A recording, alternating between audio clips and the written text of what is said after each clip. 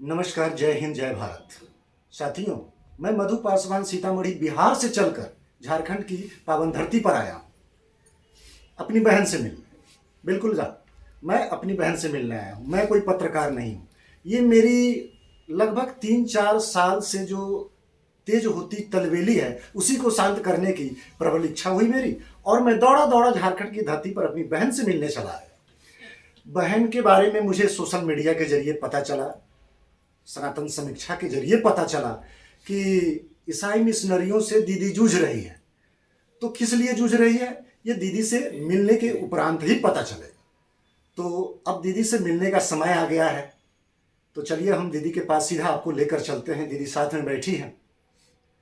तो सबसे पहले दीदी आपके श्री चरणों में मधु अपना शीश झुकाता है। जोहार आप सभी को कि भाई ने मुझे ये मौका दिया कि उनके चैनल के द्वारा मैं आप सबके सामने अपने जनजाति समाज के कुछ बातें आप सबके सामने रख जी, और सितान टीवी को लेकर आया हूँ, चूंकि अब ये मेरा प्लेटफॉर्म स्टार्ट हुआ जी, और ये सबसे मेरी ये पहली आपसे साक्षात्कार है।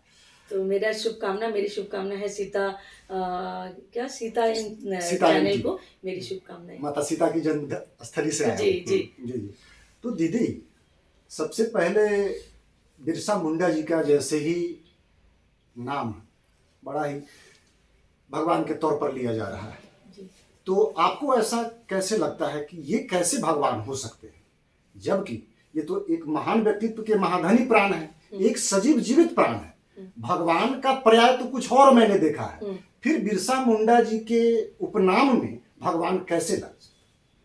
देखिए, उन्होंने जो अपने समाज के लिए किया, जिस वक्त में उन्होंने अंग्रेजों के साथ में लोहा लिया, उस वक्त में इतनी आधुनिक जो हथियार या आधुनिक चीज़ें नहीं थी, लेकिन उन्होंने अपने समाज को बचाने के लिए, अपने परंपराओं को, अपने जो रीति रिवाजों को बचाने के लिए, अपने 24 साल की उम्र, कोई बहुत बड़ी उम्र नहीं होती, उन्होंने उस उम्र में हर एक व्यक्ति का, हर एक लड़के का, हर एक लड़की की एक सपना होता है, चाहे आज हो, चाहे कई वर्ष पूर्व की बात हो, सबकी एक अपनी अपनी इच्छा होती है। लेकिन उस वक्त में उन्होंने कुछ ना सोचकर, अपने विषय में ना सोचकर, उन्होंने अपने समाज के लिए सोचा, अपने धर्म संस्कृति के लिए सोचा, और अपने पास कुछ आधुनिक कुछ भी ना रहते हुए उन्होंने उन अंग्रेजों से लोहा उस वक्त लिया जिस वक्त उनके पास वो लोग लैस थे अत्याधुनिक हथियारों से और बहुत सारी फैसिलिटीज से।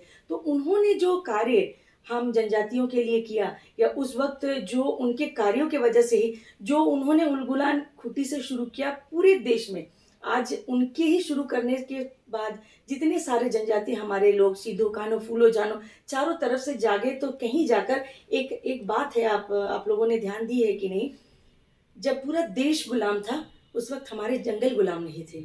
बिल्कुल। तो कहीं ना कहीं भगवान बिरसा मुंडा के प्रयासों की वजह से ये संभव हुआ था। इसी वजह से वो कहीं ना कहीं हम जनजातीय समाज के लिए तो भगवान के जैसे ही हैं। वाह वाह वाह। मतलब कि भगवान बिरसा मुंडा जी जनजातीय समाज के लिए अपने सब कुछ त्याग दिए। जवानी, उनका कोई अरमान बचा ही नहीं कि हमें भी मतलब कि जीना है, या फिर वो भौतिकता, मतलब जो भी कुछ होता है उन सबको त्याग दिया। तो आप सभी जनजातियों ने सम्मान पूर्वक एक बहुत बड़ी उपाधि दे दी भगवान। चलिए, ये तो बहुत ही अच्छी बात हुई। अच्छा दीदी, आजकल आपके झारखंड में खास करके मैंने देखा है सोशल मीडिया के जरिए, और आप जिनसे जूझ रही हैं ईसाई मिशनरियों से खास करके, तो और ईसाई मिशनरियों का कहना है कि आदिवासी लोग आप हिंदू नहीं हो, आप हिंदुत्व से कट जाओ। तो हिंदुत्व से कटने के बाद कहाँ चलो?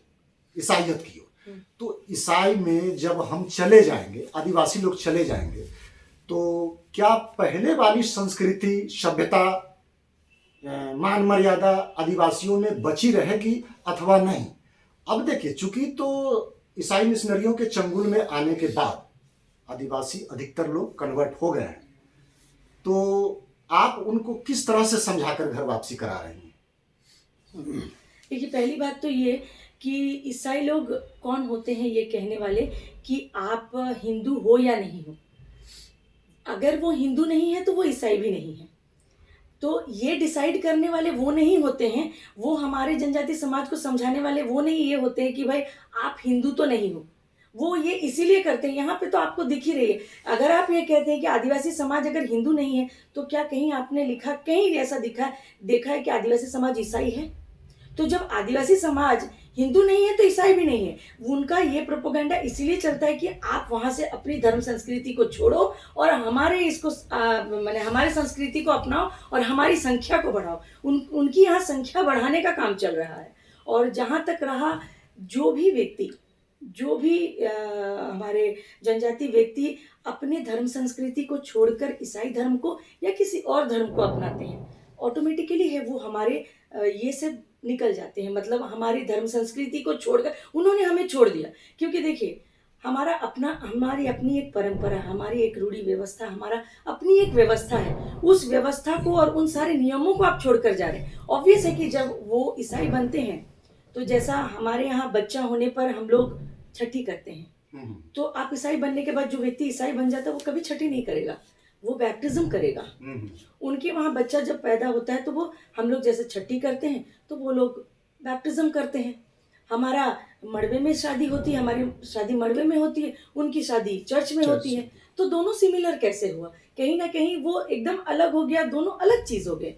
उन्होंने अपनी परंपरा छोड़ दी, उनमें सिमिलैरिटी कोई नहीं। तो कहीं ना कहीं मतलब कि ईसाई मिशनरियों के द्वारा तमाम आदिवासियों को गुलाम बनाने का एक बहुत बड़ा षड्यंत्र है। हाँ, गुलाम तो है ही, साथ में इन लोगों का एक चल रहा है कि अपनी संख्या को बढ़ा रहे, मतलब अननेसेसरी। आज आप लोग तो कभी और समय लेके आइए, मैं झारखंड के कुछ ऐसे नक्सली क्षेत्र हो और कुछ ऐसे इंटीरियर्स जो आपने कभी नाम भी नहीं सुना होगा, या सिर्फ झारखंड में बैठे बहुत सारे, मैं यहाँ पे बहुत बड़ी बात कह रही हूँ, आज आप नोट कर लीजिए, झारखंड में बैठते ऐसे बहुत सारे जनजातीय सामाजिक कार्यकर्ता बहुत बड़ी बड़ी बात करते हैं, लेकिन उनको शायद ऐसे कुछ गांवों के बारे में नाम भी नहीं पता होगा जहां पर जो नाम आपने सुना नहीं वैसे वैसे भव्य चर्च हैं। तो सिर्फ शहर में बैठ के, मीडिया के सामने बैठ के या कैमरे के सामने बैठ के बात करने से जनजाति समाज का उत्थान नहीं होगा, अंदर अंदर जाना होगा। और इनकी जो एक युद्ध स्तर में काम चल रहा है, मतलब आप अगर देखेंगे, हिंदू धर्म की ही बात मैं कर रही हूँ, किसी को सपोर्ट नहीं कर रही हूँ या किसी के बारे में नहीं, एक जस्ट एग्जाम्पल दे रही हूँ कि मान लीजिए ये मेरा इलाका है, ये टोला एक जो बोलते हैं, इस टोले में एक हनुमान जी की मंदिर है। इस 1 किलोमीटर के अंदर में ना दूसरा हनुमान मंदिर नहीं होता है। वहीं पर सारे लोग 1 किलोमीटर के दायरे में जो है वो, उसमें एक ही हनुमान मंदिर है जिसमें लोग पूजा करने 1 किलोमीटर के दायरे से लोग आते हैं। लेकिन चर्च का कैसा षड्यंत्र चल रहा है कि जितने ज्यादा लोग उनके मने उनकी संख्या इतनी ज्यादा बढ़ जानी चाहिए, उतने मजबूत हो जा रहे। 1 किलोमीटर के अंदर में आपको 5-6 चर्चेस मिल जाएंगे। इनकी आवश्यकता क्या है? तो कहीं ना कहीं इनका षड्यंत्र चल रहा है कि हमें खत्म कर देने का, टोटली खत्म कर देने का। और ये जो कहते हैं ना कि मैंने अभी इसमें ये बात रखने वाली थी, लेकिन व्यस्तता की वजह से अपने चैनल में भी ये बात नहीं रख पाई, कि अभी इन्होंने एक जुलूस निकाला था कि Christians are original adivasis. How? ऐसा कैसे होगा? ये कैसे, आप बताइए। क्रिश्चियन जो है वो असली आदिवासी है, तो मुझे ये बताइए कि उनका यीशु मसीह क्या झारखंड का था? उनकी पैदा कहाँ, वो जन्म कहाँ लिए? तो उनका बाइबल बताता है उनका जन्म कहाँ हुआ। वो क्या झारखंड से थे जो आप असली आदिवासी हुए? तो ये सारी जो बातें हैं, उलझुल बेवकूफ वाली बातें जो है, ये कुछ नहीं। और हमारी जनजाति समाज क्योंकि बहुत भोली भाली है, बहुत ही सरल स्वभाव के बहुत है, इसीलिए इनको, ये लोग जो वजह लेकर हमारे जनजाति समाज के बीच में जाते हैं कि बीमारी है, मैंने शिक्षा है, या कोई भी ये सारी मैटर्स को लेकर ही वो जाते हैं धर्मांतरण करने। तो मैं ये पूछती हूँ, बीमारी और गरीबी सबसे ज्यादा मुस्लिम समुदाय में, जाइए ना मुस्लिम बस्ती में जाकर देखिए किस तरह से, किस हालत में वो जी रहे। वहां वो कन्वर्शन करने नहीं जाते क्योंकि उनको वहां जूते पड़ने वाले, जूते नहीं, वहां पर से वापस नहीं आने वाले। हाँ, जूते तो अलग बात है, वो छोड़ दीजिए, जूता तो आपने कम बोल दिया। वहां वो उसके बाद उनका मनाता पता नहीं मिलेगा। तो क्या आप अगर ईश्वर का काम करने आए तो ईश्वर ने क्या पर्टिकुलर बोला आदिवासियों पे काम करो? ईश्वर तो सबका होता है, सबका होता है। जी जी। ईश्वर किसी एक पर्टिकुलर समुदाय का नहीं होता कि भाई आदिवासी का है या मुस्लिम का है या इसका है या उसका, ऐसा नहीं।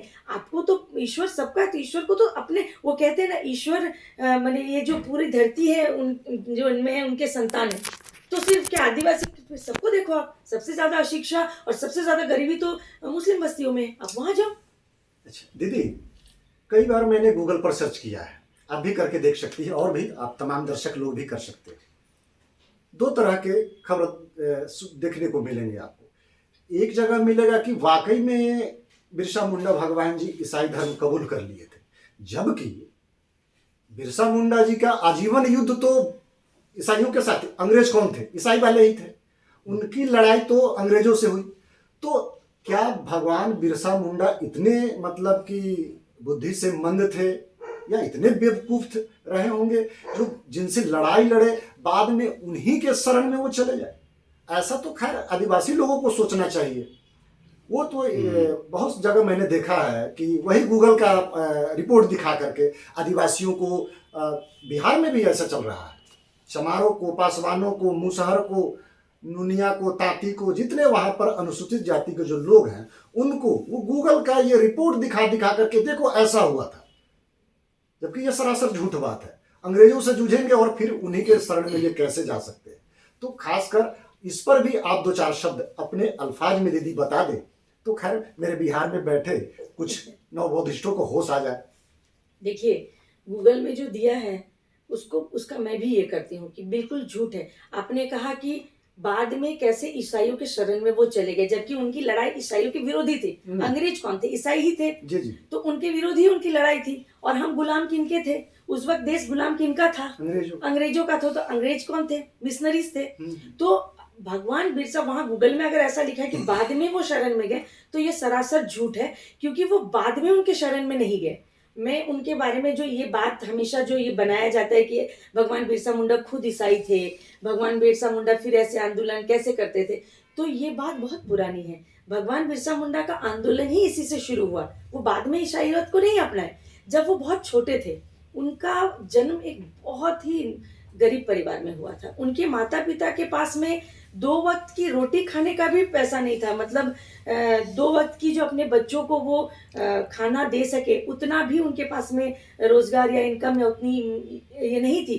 तब उन्होंने भगवान बिरसा मुंडा को अपने एक रिश्तेदार के यहाँ, जो बोलते चलो ठीक है कम से कम, तो वहाँ उन्होंने क्या की, वहाँ उन्होंने उनको मिशनरी स्कूल में डाल दिया, है ना। उनको मिशनरी स्कूल में डाल दिया, और डालने के बाद वो जो चोटी होती है, आप देखेंगे बिहार में भी आपके जो यहाँ पे चोटी होती है, तो हमारे मुंडाओं में चोटी का ये है, मतलब ये जो जनेऊ और ये जो चोटी हम मुंडा लोग भी, जो पुरुष लोग रखते हैं, ये चोटी और ये जनेऊ, तो वो दोनों उनके साथ था। क्योंकि अगर जो कितना भी गरीब हो, कोई व्यक्ति, आपके बिहार में भी ऐसा होगा कि कितना भी गरीब हो, जो प्रथा है, परंपरा है, वो तो चोटी और जनेऊ तो वो रहेगा ही, जो मतलब वो होने के बाद जनेऊ का जो है, तो वो उनके पास था। जब वो वहाँ पर अंग्रेजी स्कूल में, उनका मिशनरी स्कूल में उनका दाखिला कराया गया, क्योंकि वो उनका भरण पोषण नहीं, जिनके रिश्तेदार के यहाँ भी दिया गया, वो किसी तरह उनको खिला पिला तो रहे थे, लेकिन उनकी शिक्षा के लिए उनके पास उतनी मतलब साधन नहीं थे कि उनको पढ़ा सके। तो उन्होंने अंग्रेज लोग उनको बहला फुसला कर उनके घर वालों को कि इसको खिलाएंगे पिलाएंगे भी, पढ़ाएंगे लिखाएंगे भी करके वो अपने साथ ले जाते हैं। और ले जाने के बाद वहाँ पर उनको वो सिखाते हैं। तो अब वो स्कूली शिक्षा हमारे बच्चे नहीं पढ़ रहे क्या? आप बताइए। तो हमारे इंडिया में तो मैक्सिमम मिशनरी स्कूल है, हमारे बड़े बड़े लोगों के बच्चे मिशनरी स्कूल में जाते हैं, वहां प्रार्थना सिखाई जाती, तो क्या वो नहीं सीखते हैं? तो क्या वो ईसाई बन गए? अगर स्कूल में प्रार्थना सिखाई जाती है, हमने अपने बच्चों को क्रिसमस ट्री सजाना सिखा दिया, लेकिन तुलसी का महत्व नहीं बताया, तो क्या वो ईसाई बन गए? बताइए। वो हिंदू बता सकते हैं कि जो बच्चे जो हिंदू अपने बच्चों को मिशनरी स्कूल में भेजते हैं, और वो मिशनरी स्कूल हर क्रिसमस में, उस देखिएगा हर बड़े बड़े घर के बड़े बड़े हिंदूवादी लोग, ब्राह्मण लोग भी हैं जिनके बच्चे मिशनरी स्कूल में जाते हैं, और इन क्रिसमस के दरमियान हर बच्चे के घर में आपको क्रिसमस ट्री मिलेगा। तो क्या वो बोल सकते हैं कि मेरा बच्चा ईसाई बन गया है? तो यही सेम चीज भगवान बिरसा मुंडा के साथ में हुआ था कि स्कूल में उनको दाखिला दे दिया गया। पढ़ाई के क्रम में वो लोग तो प्रेयर भी सिखाते थे, तो वो बोलते थे। लेकिन आंदोलन कहाँ से शुरू हुआ? उन्होंने उनकी चुंदी देखी, ये जो है ये उन्होंने देखी और उन्होंने उसको काट दिया। ये जो काटना जो था, यही इनको भगवान बिरसा मुंडा बना गया। अच्छा जी, तो बहुत बड़ी जब बात बता दी उन्होंने आपने। चुंदी उनकी काट दी स्कूल में, तब उन्होंने वहां से आंदोलन शुरू किया, वहां से भाग खड़े हुए, और उसी समय से उन्होंने शुरू किया, और वहीं से जो है शुरुआत हुई। मतलब अंग्रेजों के खिलाफ 1 to 1 जो लड़ाई, बिना किसी अत्याधुनिक शस्त्र, सिर्फ मैं बोल रही हूँ तो मेरे रोंगटे खड़े हो रहे। जो हाँ, ये हाँ। गूगल लोग करते हैं, ये जो बोलते हैं, और अभी मैं ये बोल रही हूँ ना तो बहुत सारे आदिवासी लोगों को भी दिक्कत होगी, बहुत सारे लोग बहुत कुछ बोलेंगे, लेकिन यही सच्चाई है। और इसमें मुझे बोलने में मुझे कोई आपत्ति नहीं, और इसमें जिसको आपत्ति हो वो किसी सोशल मीडिया में खड़े होकर बात ना करे प्रिया मुंडा या इस बारे में, वो 1 to 1 मेरे सामने आके बोले, मैं प्रमाण के साथ उनको दूंगी। नहीं, ये ऐसे सुन, लोग नहीं आएंगे, परोक्ष में हाँ, परोक्ष में बोलेंगे, आपके ऊपर कई दोषारोपण करेंगे। हाँ, नए नए नियम बना करके, रणनीति बना करके कोई काट ढूंढेंगे कि प्रिया मुंडा जी को किसी भी प्रकार से ध्वस्त किया जाए। बिल्कुल। जी जी।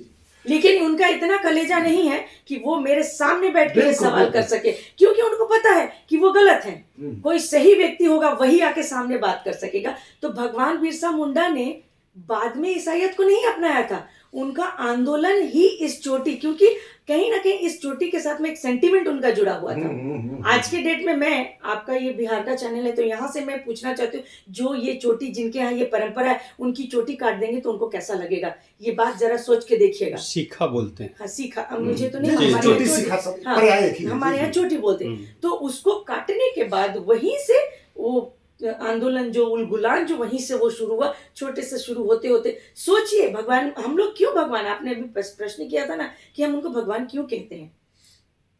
अभी हम लोग, आपने मुझे कैसे संपर्क किया, ओवर फोन, आपने मुझे कैसे देखा, आप सीतामढ़ी में बैठ के झारखंड में बैठी दीदी के कार्यों को देख रहे हैं, जी, जी, जी। या पूरा देश आज कैसे देख रहा है मुझे, इसके माध्यम से। उस वक्त ये सब नहीं था। जरा सोच के देखिए, वो हजारों की संख्या में अपने आदिवासियों को कैसे एकत्रित, एक जगह एकत्रित करते थे, कैसे आंदोलन की तैयारी करते थे, ये सोचने वाली बात है।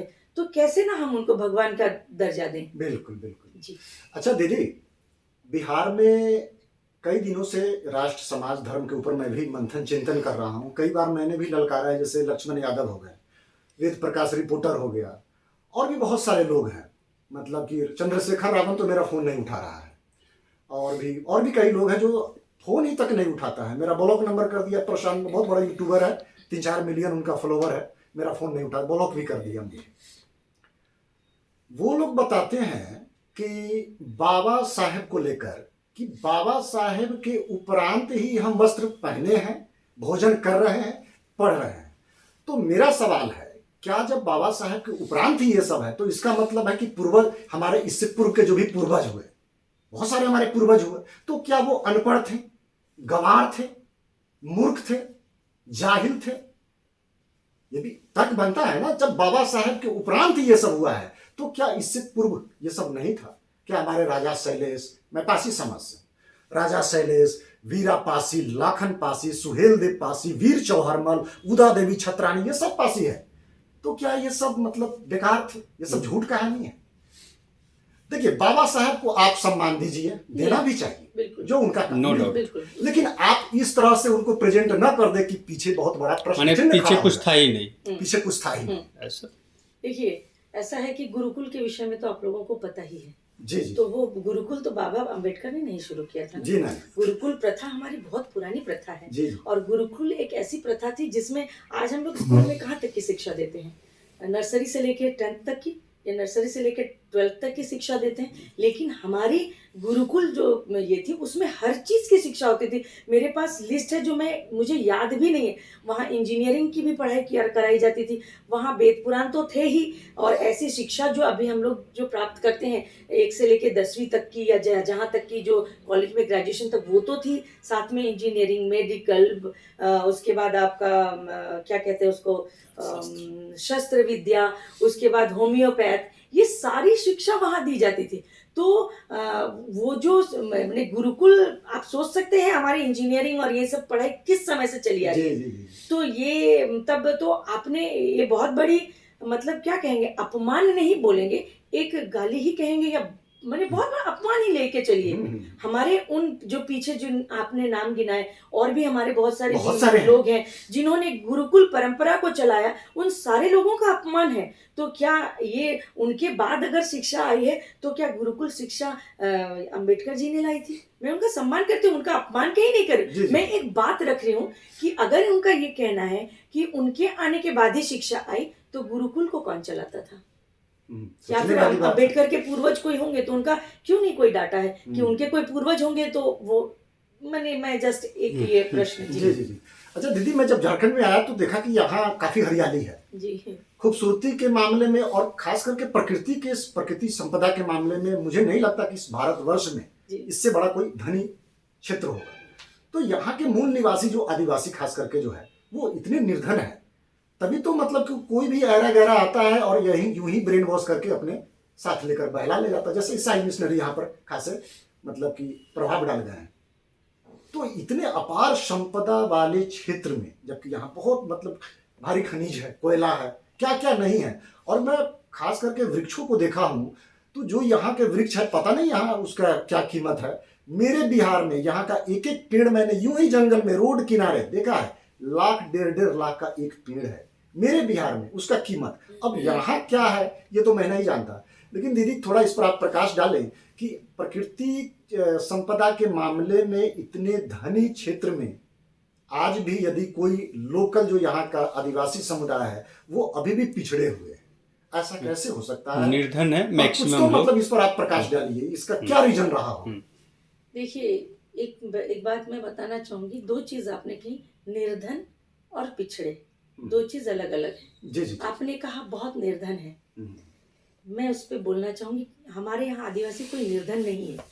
आज एक एक आदिवासी को अगर आप देखने जाइए तो उनके पास इतनी जमीन है कि आप सोच नहीं सकते। फिर यूं ही कैसे बहका कर लेकर ईसाई मिशनरी वाले कैसे सफल हो रहे हैं? बिल्कुल, मैं बताती हूँ। और जहाँ तक रहा पिछड़े, हाँ पिछड़े हैं क्योंकि बहुत सारी सुविधाएं उन तक नहीं पहुंची है। अभी भी हमारे लोग पहाड़ों में बस रहे हैं, निर्जन इलाका, एकदम निर्जन इलाका जहाँ पर बहुत सारी सुविधाएं नहीं, उन्होंने शहरी जीवन देखा नहीं है, अभी भी वो साधारण सा जीवन जीते। निर्धन कोई नहीं, ऐसा नहीं है कि हाँ भूखे पेट कोई नहीं सोता। मान लीजिए किसी के पास चावल नहीं होता तो किसी का कोई फल का पेड़ है उससे वो खा ले रहा है, किसी के कटहल का पेड़ है कोई कटहल उबाल कर खा ले रहा है, कोई कुछ करके खा रहा है, भूखा कोई नहीं है। हाँ माने निर्धन उस तरह से बोले तो निर्धन कोई नहीं है, हाँ पिछड़ापन है।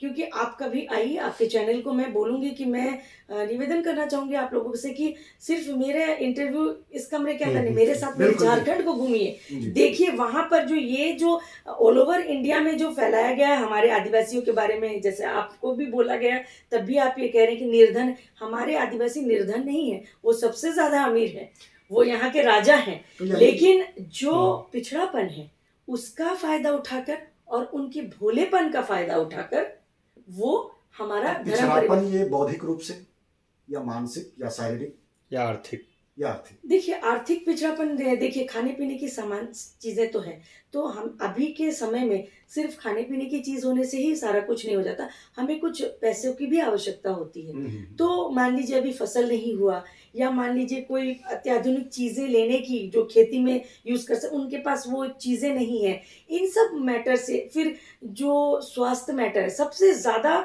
ईसाई मिशनरी किस जगह हिट करती है? स्वास्थ्य को लेकर। आप गांव-गांव में जाइएगा, मैं आपको इंटरव्यू दिला दूंगी, एक गांव ऐसा भी ले जाऊंगी जो 8 साल से ईसाई के कब्जे में था।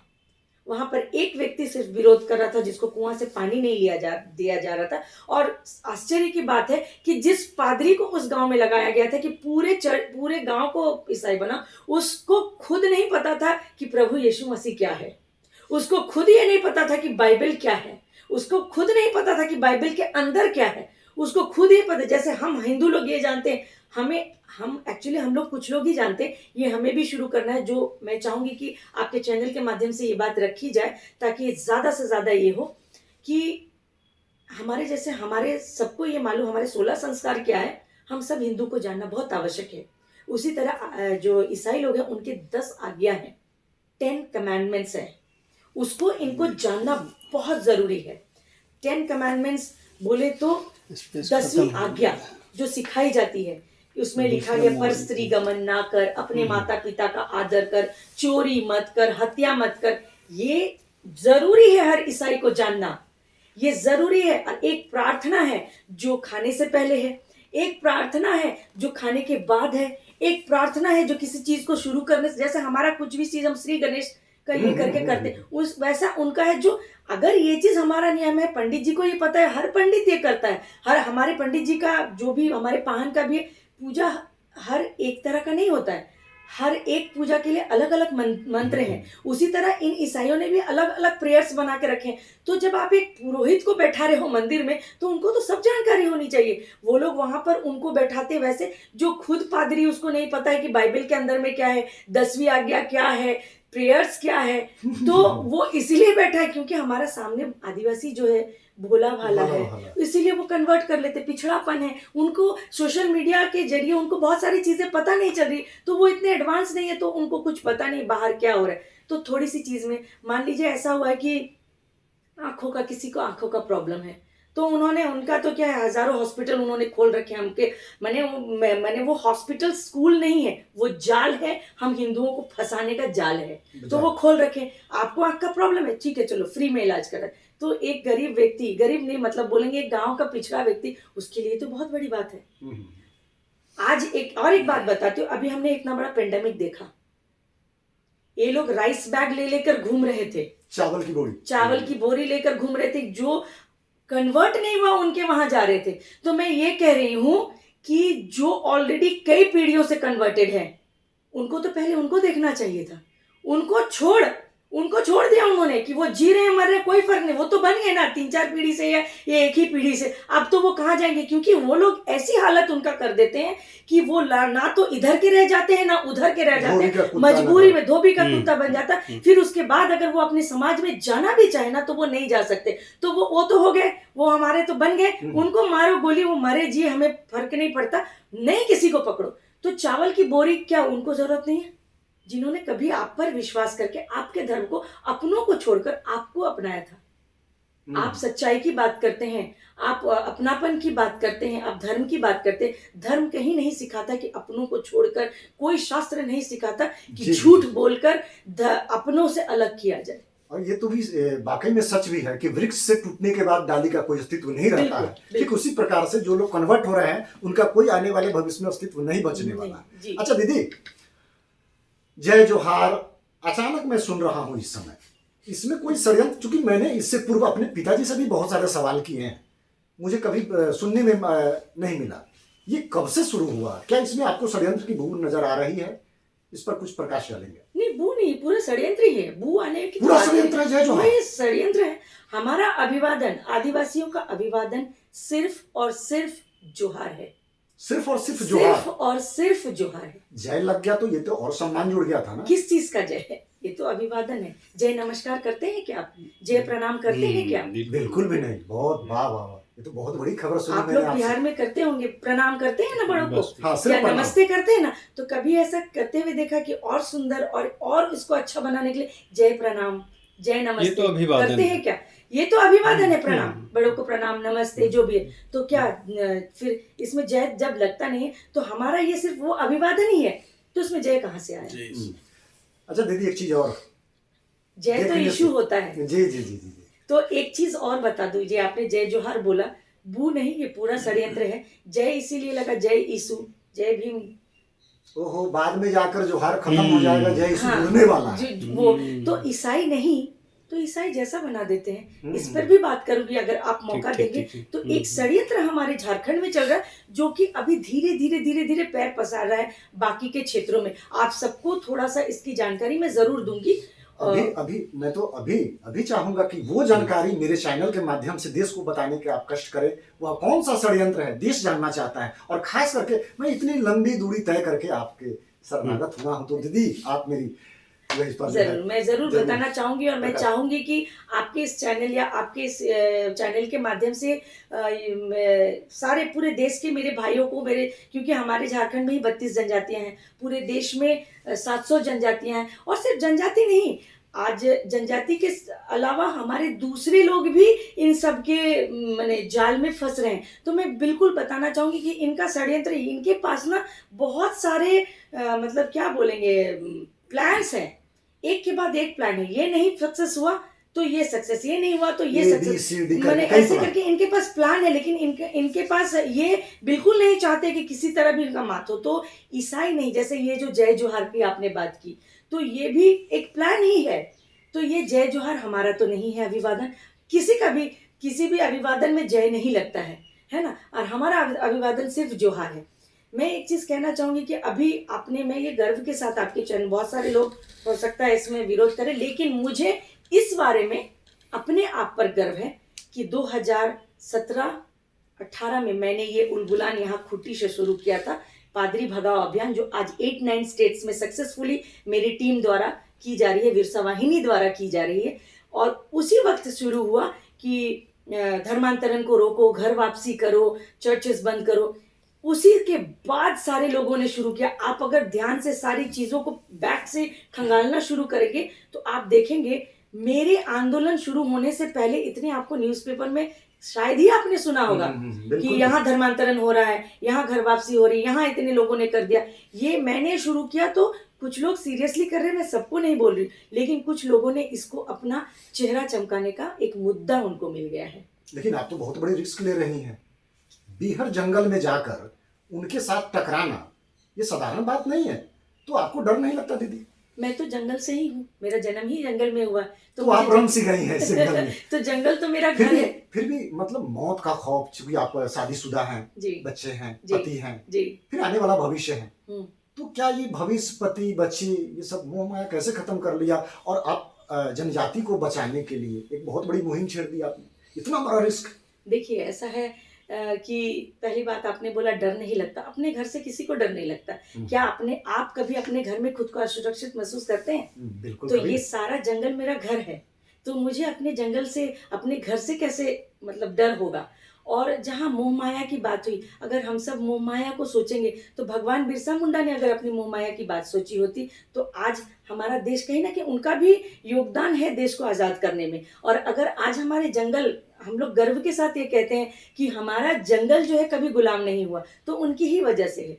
और जहाँ तक आपने कहा, जी हाँ, मैं शादीशुदा हूँ, बच्चे हैं, हस्बैंड हैं, तो बच्चों के हमने तो अपनी जीवन जी ली। मैं ये सोचती हूँ, मैंने और मेरे हस्बैंड ने अपना जो भी जीवन था अच्छे से, अपने पूर्वजों की वजह से हम दोनों ने अपनी ज़िंदगी जी ली। लेकिन अब हमें अपने बच्चों के भविष्य के बारे में सोचना है, उनके बच्चों के भविष्य के बारे में सोचना है। आज जो मैं ये कार्य कर रही हूँ, मैं खुद के लिए नहीं कर रही हूँ, मैं अपने बच्चों के अच्छे भविष्य के लिए कर रही हूँ, कि ताकि वो कल को मजबूरन दो समुदाय को मजबूरी में आके उनको वहाँ पर ना, कि मैंने मजबूरी में आकर होता है ना कि और कोई रास्ता नहीं, ये दोनों के अलावा उनको वो दिन ना देखना पड़े, उनके भविष्य के सोच के मैं ये कार्य कर रही हूँ। तो अपने बच्चों के लिए एक माँ हर चीज़ बर्दाश्त कर सकती है, लेकिन अपने बच्चे के ऊपर आने वाले किसी भी खतरे को वो बिल्कुल, उसके लिए वो किसी से भी लड़ जाती है। मतलब आपका ये प्रयास है कि हम जाते जाते अपने बच्चों के हाथ में वो भारत देकर चले जाएं जो एकदम से मजबूत हो, जी, चौमुखी सुरक्षित हो, जी, ये सब हो। तो ये बहुत अच्छी बात है। हिंदू और सनातन धर्म पर कुछ। अच्छा दीदी, ये भी बहुत बड़ा सवाल है, बहुत मतलब खास करके आपके इधर जनजाति में पता नहीं क्या चलता है, मेरे बिहार में तो बहुत चलता है।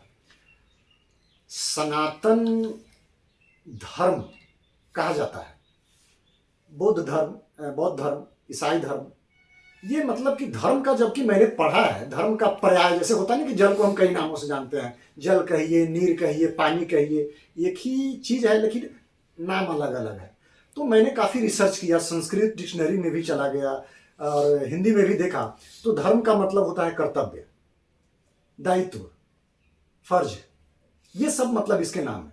तो ये ईसाई वाकई में धर्म है क्या? बौद्ध वाकई धर्म है क्या? इस्लाम वाकई धर्म है क्या? सनातन भी धर्म है? ये धर्म के बारे में आप शायद कितना जानते हैं? धर्म नहीं पंथ है बोलेंगे।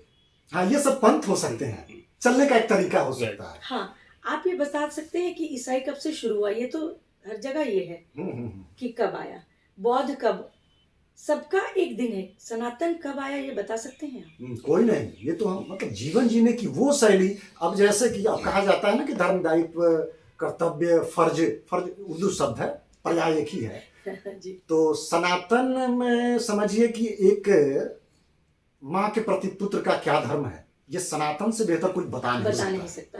अब बताइए ना, इसी भारतवर्ष की धरती पर राम से बेहतर कोई पिता हो सकता है? बिल्कुल। राम से बेहतर कोई पति हो सकता है? नहीं। राम से बेहतर कोई पुत्र हो सकता है, कोई मित्र हो सकता है, कोई राजा हो सकता है? तो जब इतने बड़े बड़े उदाहरण है राम में ही, इंसानियत का कहिए या फिर मानवता का कहिए, जो प्रचंड पर्याय मुझे राम में दिखाई देता है, वो कहीं और दिखाई देता हो, हाँ अगर दिखाई देता हो ईसाई में तो हम आज ही सनातन को छोड़ दें, शायद आप भी ऐसा कर लें, लेकिन शायद ऐसा नहीं है। तो ये बहुत बड़ा झूठ है। तो आप भी सहमति में अपना सर हिला दी तो मुझे बड़ी खुशी हुई। क्योंकि दीदी यहाँ तो आप बहुत बड़ा काम कर रही हैं, बहुत बड़ा काम, जान को जोखिम में डालकर। मैं तो जल्दी घर से निकलता भी नहीं हूँ, लेकिन अब शायद मैं पहली बार मिलने आपसे आया हूँ, जान को जोखिम में लेकर। क्योंकि जब पता चला कि झारखंड काफी जंगली इलाका है, रात के अंधेरे में लूटमार सुना है कि शुरू हो जाता है, तो बड़ी उत्सुकता हुई। ये लालसा जगह कि नहीं, उस दीदी से मैं जरूर मिलूंगा। कई जगह से मुझे सनातन समीक्षा वाले खास करके आपका नंबर मुझे दिया।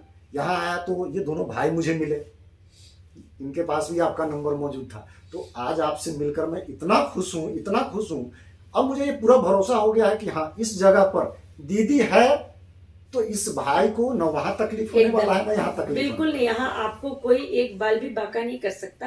पूरे झारखंड में कहीं भी आपको कुछ हो, आप जरूर मुझे याद करें। यहाँ पे किसी को इतनी हिम्मत नहीं कि अगर आपने मेरा नाम लिया और अगर आपने कहा कि दीदी के हम भाई हैं, तो वो बंदा, उसको पता है कि अगर इनको मैंने छू दिया तो फिर उनकी दशा क्या तो होगी। समझिए कि बहुत बड़ा स्नेह जुड़ गया। और दूसरी बात है कि मेरा सौभाग्य है, देखिए एक बहुत बड़ी बात मैं कहना चाहूंगी यहाँ पर, कि मैं जंगल क्षेत्रों में घूमती हूँ। मैं कुछ वीडियोस भी आपको अब शेयर करूंगी, अब दोनों भाइयों को सेंड करूंगी।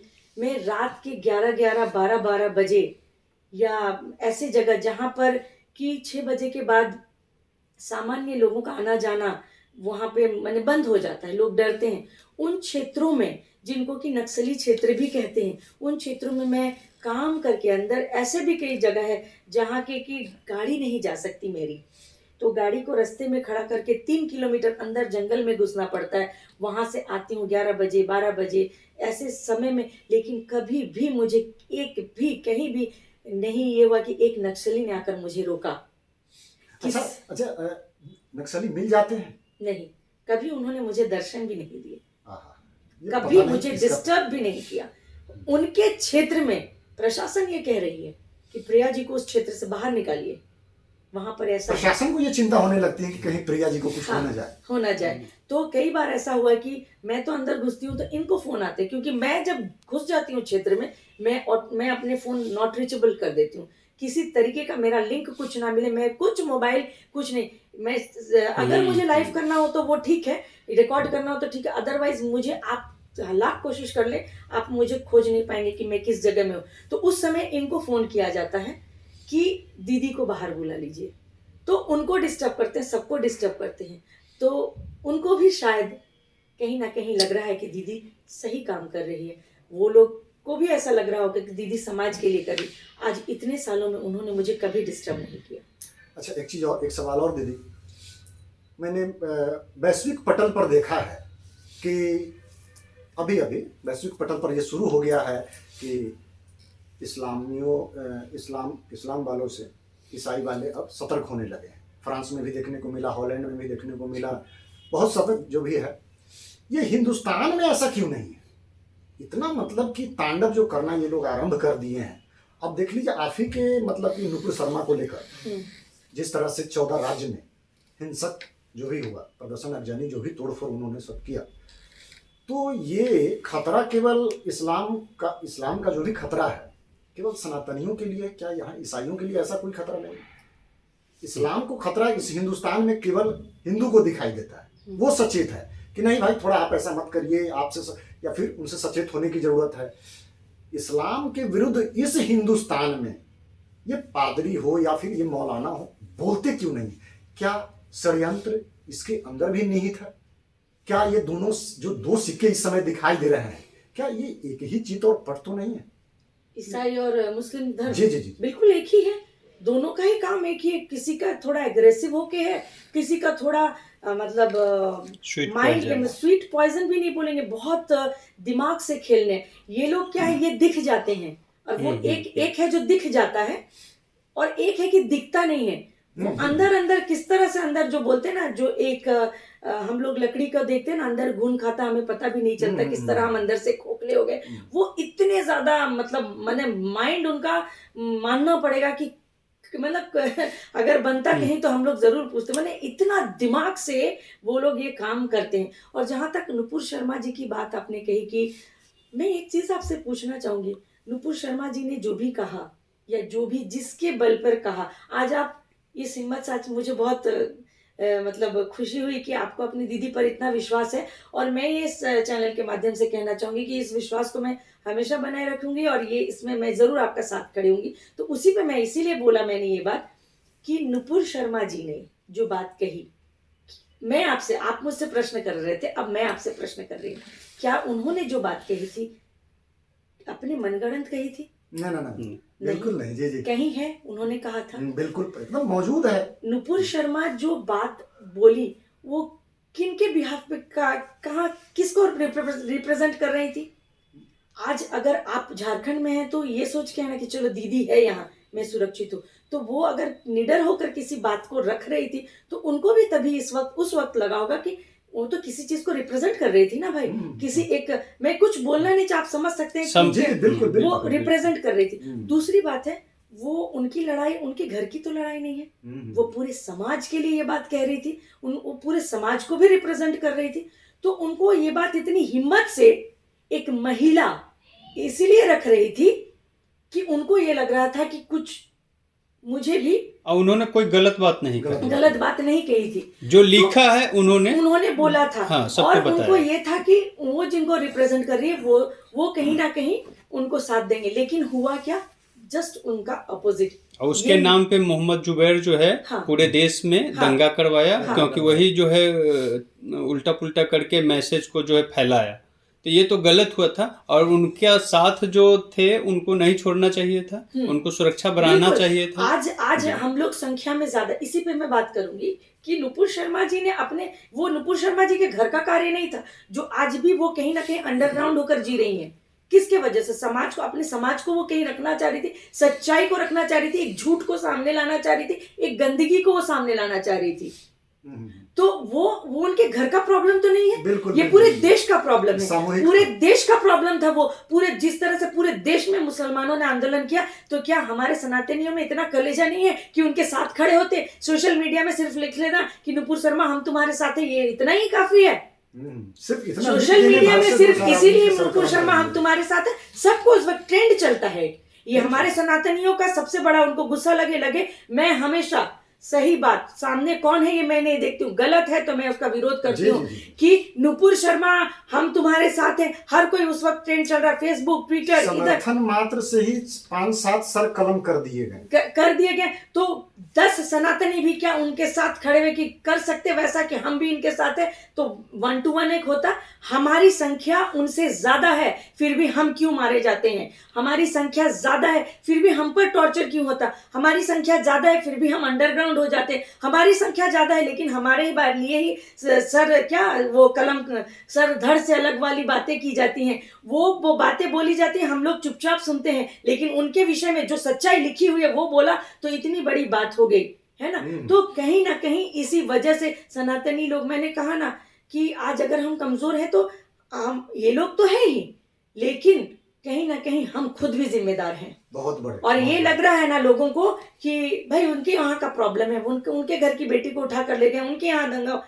आपके पास भी वो समस्याएं आने वाली हैं कमिंग फ्यूचर में, आपके दरवाजे पे भी दस्तक देने वाली। ये इसकी उसकी प्रॉब्लम नहीं, अभी नहीं जागे तो आने वाला संसार गुलामी की तरफ हम फिर जा रहे, और इस बार की गुलामी इससे भी ज्यादा खतरनाक होगा।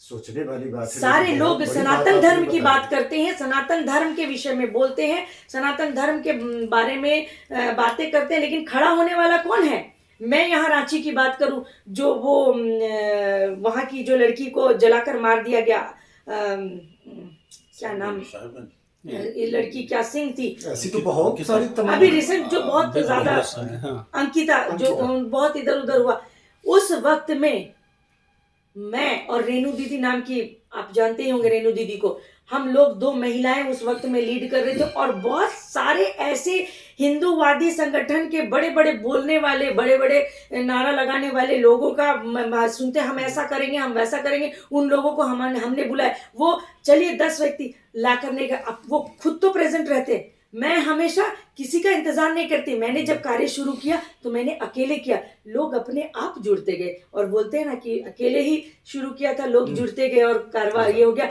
मैंने तो झारखंड से छोटी सी जगह है खुटी, वहां से शुरू किया था। आज ऑल ओवर इंडिया के 9 स्टेट्स में मेरा बिरसा वाहिनी सक्सेसफुली काम कर रहा है और पूरे देश में कहीं भी जाती हूँ बहुत खुशी होती, हर कोई प्रिया मुंडा बोलने से पहचानता है। तो अकेले ये कभी मत सोचिए कि मेरे पीछे कौन है। यहाँ कहने वाले बहुत कोई, लेकिन 10 लोग खड़े होने वाले नहीं। ऐसे भी हिंदूवादी लोगों को मैंने देखा है जो लव जिहाद के बारे में बात करते हैं, लेकिन इंतजार करते हैं तब जब लड़की मर जाए, हॉस्पिटल में आए और हम कवर करने।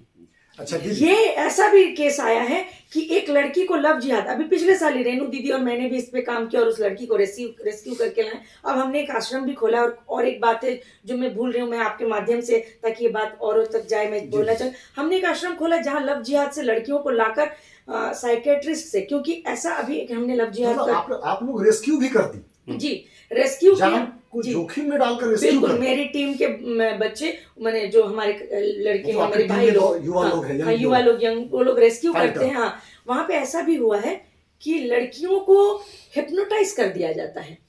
मतलब उसके बाद ऐसा भी एक केस आया था, उसको समझाया गया, जब जिहाद से फंसाया गया, 18 ईयर्स की लड़की थी, उसको बोला गया कि तुम्हारे इतने टुकड़े हो जाएंगे, मेरे और टुकड़े हो जाए, तुम्हें ये मांस खिलाया जाएगा, मैं खा लूंगी, तुम्हें मार दिया जाएगा, मैं कर लूंगी, तुम्हें यूज किया जाएगा, मैं हो जाऊंगी, लेकिन मैं उसको नहीं छोड़ूंगी। लड़की ऐसे बोल रही है।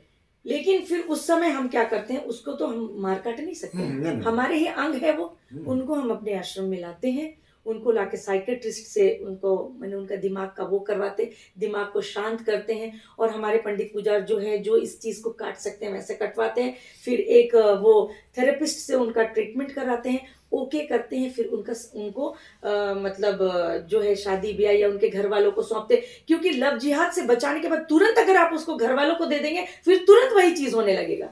फिर तुरंत पेरेंट्स खुद बोलते हैं कि नहीं आप ले जाओ, या किसी संगठन में दे दो, या किसी संस्था में दे दो। लेकिन अब तो संगठन और संस्था में देना भी खतरे से खाली नहीं। आप किस संगठन और किस संस्था को बोल सकते हैं कि 100% काम कर रहा है? अगर 100% काम कोई करता होता ना, तो आज भारत देश की ये और सनातनियों की ये अवस्था नहीं होती। अगर एक प्रिया मुंडा इतना फर्क ला सकती है, इतना चेंजेस ला सकती है, एक इतना कर सकती है, तो मैं तो कोई स्पेशल नहीं हूँ। मैं भी वही हर मास की बनी हुई हूँ, मैं स्पेशल नहीं हूँ।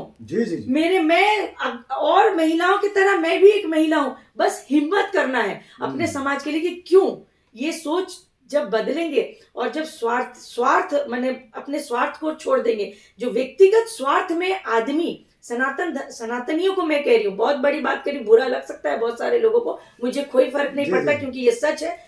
व्यक्तिगत स्वार्थ में आप खुद को, अपने आने वाली पीढ़ी को गुलामी की तरफ ले जा रहे हैं। अपने बच्चों का खुद कबर खोदना, आप खुद आप अपने आपको ऐसा लग रहा है कि हम तो अच्छा देख रहे, कल हम चले जाएंगे, तो आपने जिनको दुनिया में लाया है, उनके भविष्य के लिए कौन सोचेगा? जब खुद के ही बारे में सोचना था तो हम पैदा क्यों किए? आप ऐसा कैसे कह सकते हैं कि मेरे घर में तो मेरी बच्ची के साथ ऐसा नहीं हो, मेरे बेटे के साथ नहीं हो रहा? क्या कैसे बोल सकते हैं? आपकी बच्ची भी कॉलेज जा रही, आपकी बच्ची भी स्कूल जा रही, आपकी बच्ची टारगेट नहीं होगी, ऐसा कैसे? यहाँ तक कि फ्री फायर गेम एक चलता है आजकल, हो सके तो आपके लाइफ में इसको चलाइएगा, आप लोग अलग से कीजिएगा। फ्री फायर गेम हर सनातनी के घर में, हर बच्चे के हाथ में ये फ्री फायर गेम को डिलीट कर देना चाहिए। उस फ्री फायर गेम के माध्यम से ये जिहादी लोग जो हैं हमारी बच्चियों को ट्रैप करके लव जिहाद में फंसा रहे हैं। और एक चीज जो मैं कहना चाहूंगी इस लाइव के माध्यम से, ताकि ये प्रचार हो और सब जगह इसका कार्य हो, और अगर किसी को मदद चाहिए तो हम लोग उनको मदद भी करेंगे। जैसे आप लोगों ने देखा ही होगा, जब एक मुस्लिम के घर में बच्चा पैदा होता है और वो थोड़ा सा समझदार होता है, ये मैं हर मंच से, हर जगह से रखने का प्रयास करती हूँ कि ज्यादा से ज्यादा ये बात फैले। जब एक मुस्लिम घर में बच्चा पैदा होता है, तो जब वो समझदार होता है तो उसको शुक्रवार का महत्व बताया जाता है, उसको कुरान का महत्व बताया जाता है, उसको जुम्मा बताया जाता है, उसको नमाज पढ़ने का बताया जाता है। आप देखिएगा छोटे छोटे बच्चों को टोपी पहनाकर रास्ते में बिठा दिया जाता है नमाज पढ़ने के लिए। उनके अंदर छोटे छोटे बच्चे अग्रेसिव हो जाते हैं अपने इस्लाम को लेकर, उनको उस तरह से शिक्षा दी जाती है, मदरसों में शिक्षा दी जाती है, बताया जाता है, अपने धर्म संस्कृति के बारे में बताया जाता है, उनका धर्म संस्कृति क्या है, वो कैसे क्या। देखिएगा छोटे छोटे बच्चे, आप सोशल मीडिया में देखते होंगे, छोटे छोटे बच्चे अग्रेसिव होकर बैठ जाते हैं नमाज पढ़ने रास्ते में, उनको डर नहीं होता। हमारे सनातनी बच्चों को बोलिए तो बैठने के लिए रास्ते में बैठेगा, वो कई बार हमें उनको डांट के भेजना पड़े, बैठो जाके, डांटना पड़ेगा तब जाकर वो बैठेगा, निडर होके नहीं बैठेगा। आप मुस्लिम इलाके में चले जाइए, छोटे छोटे बच्चे एकदम शान से चलते हैं, हमारा इलाका है इस तरह से। तो वो शिक्षा देते हैं उन बच्चों को, अपने धर्म की शिक्षा देते हैं, अपने मुस्लिम ये के हिसाब में वो टोपी पहना देते। उसी तरह जब ईसाई घर में बच्चा पैदा होता है, थोड़ा समझदार होता है, तो उसको संडे का महत्व बताया जाता है, बाइबल का महत्व बताया जाता है, चर्च जाने का महत्व बताया जाता है, ईसाई धर्म के बारे में बताया जाता है। और मदरसे के जैसा संडे स्कूल भी चलता है ईसाइयों का, जो हर संडे बच्चों को अपनी धर्म संस्कृति के बारे में बताया जाता है, मतलब बाइबल के बारे में बताया जाता है, क्या क्या वो बताया जाता है, और उनके गले में क्रूस, उस क्रूस का महत्व बताया जाता है। लेकिन क्या हम सनातनी कभी अपने बच्चों के बारे में सोचा है? हमने कभी अपने बच्चों को बताया है कि उनके तो 2 दिन विशेष है, 2 दिन महत्वपूर्ण है, हमारे तो 7 दिन महत्वपूर्ण है। कभी हमने अपने बच्चों को सिखाया है कि हमारे मस्तक, अभी मैं आप लोगों को भी बोलूंगी, हमारा कभी भी ये मस्तक खाली नहीं होना चाहिए। जब आप घर से बाहर निकले, भगवान का नाम लेके तो निकलते हैं ना, भगवान के नाम से, ये हमारी पहचान है। हमारे 16 संस्कारों के बारे में हमारे बच्चे बोल पाएंगे? आप एक ईसाई बच्चों को पूछिए, वो प्रेयर बता देगा, वो बहुत सारी चीजें अपने धर्म का बता देगा, एक मुस्लिम बच्चा बता देगा, लेकिन एक हिंदू बच्चा, एक सनातनी बच्चा ये नहीं बता पाएगा 16 संस्कार क्या है, हमारे देवी देवता क्या है, हमारे 7 दिन के महत्व क्या है। हमें स्कूल में जब हमारे बच्चे जाते हैं तो हिस्ट्री में सारे मुगलों के बारे में बताए जाते हैं कि मुगलों ने ऐसा किया, मुगलों ने ये किया, मुगलों ने इसकी सुंदरीकरण की, मुगलों ने वो किया। तो हमारे शिवाजी महाराज क्या थे? मुगलों ने उन चीजों को, हमारी बनी बनाई चीजों को उन्होंने लिया। उनका अपना क्या है? कुछ भी नहीं। उनका इस देश में अपना क्या है? किसी भी देश में अपना क्या है? अगर देखा जाए तो वो लुटेरे हैं, उन्होंने लूट के कुछ किया है, उसका केवल अपना है तो केवल सरिया तो है। हमारे बच्चों को भी पता चलना चाहिए कि हमारे सनातन धर्म का महापुरुष कौन थे, किन किन्हों ने अपनी लड़ाई लड़ी, हमारे महापुरुष क्या, हमारे वेद पुराण में क्या लिखा, हमारे संस्कार क्या है, हमारे मंत्र क्या है, संस्कृत के कुछ चीजें, ये सारी चीजें हमने अब शुरू किया, लॉन्च किया है कि बाल संस्कार केंद्र हमने शुरू किया है। हर संडे 9 बजे से लेके 1 बजे हर टोले में पहले शुरुआत में 2-4 बच्चे जुड़ेंगे, और जस्ट जैसे गुरुकुल होता है उस गुरुकुल की तरह ही बच्चों का कपड़ा होगा, लड़कियों का, और वो शिक्षा हम देंगे, अपने वेद पुराणों के बारे में देंगे, 16 संस्कार बताएंगे, हमारे हिंदू धर्म का 7 दिन का महत्व बताएंगे, हर देवी देवताओं का महत्व बताएंगे। हमने अपने बच्चों को घर में बहुत शान से लाकर क्रिसमस ट्री सजा देते हैं। हमने अपने बच्चों को, वो तो एक बेजान पौधा है, लेकिन जो जीवित पौधा जो हमारी तुलसी मैया है, उसके बारे में हम कभी अपने बच्चों को नहीं बताते। हमारे बच्चों को कभी देखा है कि कहीं आंगन में लाके तुलसी को प्यार से लगाते हुए देखा है? दर्जनों औषधीय गुण तुलसी में विद्यमान है। तुलसी में अब तो बहुत दुख की बात है, पहले तो हर आंगन में तुलसी मिलता था, अब तो वो आंगन में भी तुलसी के लिए जगह नहीं है। मैंने इसमें भी एक अभियान शुरू किया है कि गांव-गांव में तुलसी बांटना शुरू किया, एक कंपटीशन की तरह रख दे। लोग आजकल कंपटीशन से प्यार करते हैं। अच्छा दीदी, एक सवाल और, गीता हमारे पास, वेद हमारे पास, उपनिषद जो भी है, धर्म ग्रंथ इतने सारे हमारे पास, राम हमारे पास, शंकर हमारे पास, कृष्ण, देवी दुर्गा हमारे पास, फिर हम ही सनातनी मोह से ग्रसित क्यों हो गए, विषय वासना में लिप्त क्यों हो गए, आसक्त और विषक्त क्यों हो गए? कैसे? बहुत बड़ा सवाल।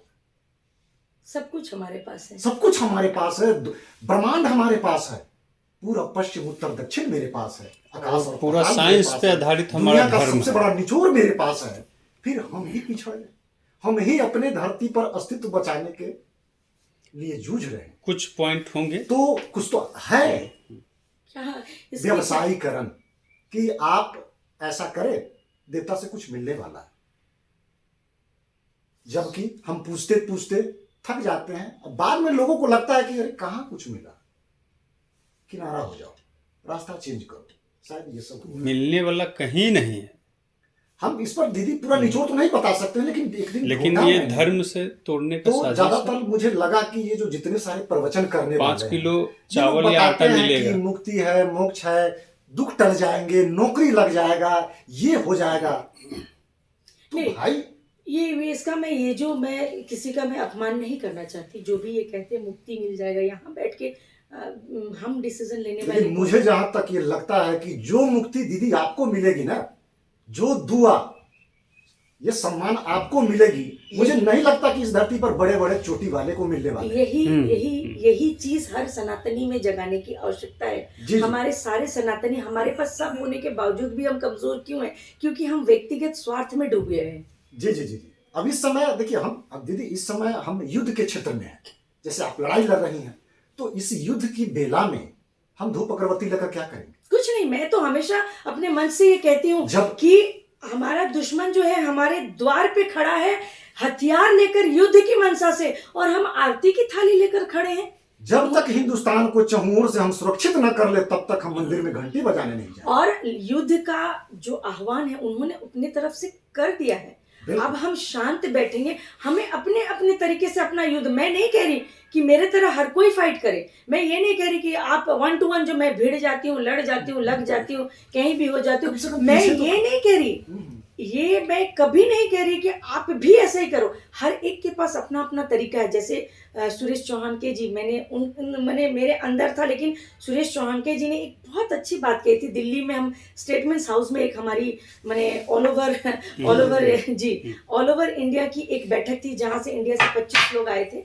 वैसे ही अभी रांची में भी होने वाला, वहाँ पे उन्होंने एक बात कही थी, बहुत बड़ी बात उन्होंने कही। उन्होंने कहा जो जैसा कार्य कर रहा उसको करने दिया जाए। कोई लिख कर रहा है, कोई लड़ कर रहा है, कोई बोल कर रहा है, कोई साथ देकर कर रहा है, कोई हो सकता है मेरे पीछे खड़ा है, आपको दिखाई नहीं दे रहा है, कोई फाइनेंशियली तरीके से कर रहा है। किसी को नहीं बताना कि तुम ऐसा मत करो। तो सबका अपना अपना तरीका है। लेकिन हमारे लोग क्या है ना, हमारे लोग इन सब चीजों को, ये हमारी अपनी चीजें हमसे चली जा रही, इनको कोई नहीं, व्यक्तिगत स्वार्थ में है। कोई कर रहा तो वो पॉलिटिकल के लिए कर रहा, वो सोशल मीडिया में चमकने के लिए कर रहा, वो पैसे के लिए कर रहा। अरे आप ये कर तो रहा है, आप तो वो भी नहीं कर रहे हो। और मैंने अभी भी थोड़ी जब बात मैंने की थी, हम भारतवासी, हम सनातनी लोग कभी कमजोर ना थे, ना है, ना होंगे।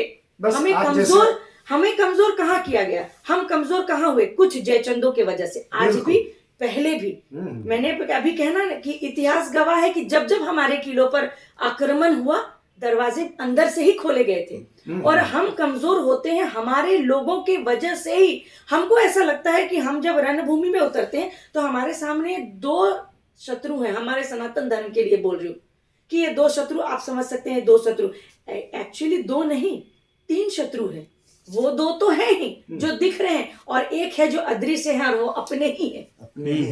तो हमारा अपना कुछ होते हुए वो ज्यादा खतरनाक है। बिल्कुल। आज उनको देखिए, उनका कुछ भी नहीं है, लेकिन वो यहाँ दम से बात करते हैं। उनका कुछ भी नहीं, सब तो लूटा हुआ है। वो तो लुटेरे हैं, डाकू लुटेरे हैं। वो उनका क्या है, लूट के अपने किया है। हमारा तो ये अपना है। और लूट के आधार पे एक जो है 80 कंट्री बना चुका है दुनिया में, और एक है 56-57। ये बहुत मतलब लूट कर आप जैसे लोग अगर बना लिए, ये बहुत बहादुरी की बात नहीं है। अगर देखा जाए तो अपना क्या है तुम्हारा? तुम तो भिखारी हो, चोरी करके तो भिखारी हो। हमारे संस्कार, हमारी संस्कृति हमें किसी से लूटना नहीं सिखाती। हम अगर कहीं, मान लीजिए हमारे सनातनी भाई को किसी मुस्लिम परिवार की किसी महिला से, लड़की से जब प्यार हो जाता है, तो हम लाकर वो मुस्लिम है बोल के मारते पीटते नहीं है। हम सम्मान से उसको अपनी घर का बहू बनाते हैं, और वो दर्जा देते हैं जो सनातन एक हिंदू लड़की को लाकर हम देते हैं। क्योंकि हमारा संस्कार ही यही नहीं, हमारी संस्कृति हमें सिखाती ही नहीं है कि हमारे यहाँ तो महिलाओं की पूजा, कन्याओं की पूजा की जाती है। इसीलिए वो चाहे ईसाई का हो, चाहे वो मुस्लिम का हो, हमारे घर जो आता है हम उनकी उस तरह से सम्मान करते हैं, क्योंकि ये हमारी संस्कृति, हमारा संस्कार, ये हमें सिखाता है। अच्छा दीदी, एक चीज है, जय भीम तो आप जानते हैं, पूरा हिंदुस्तान जानता है जय भीम। गर्व से हम भी बोलते हैं जय भीम। जय भीम का एक गिरोह है।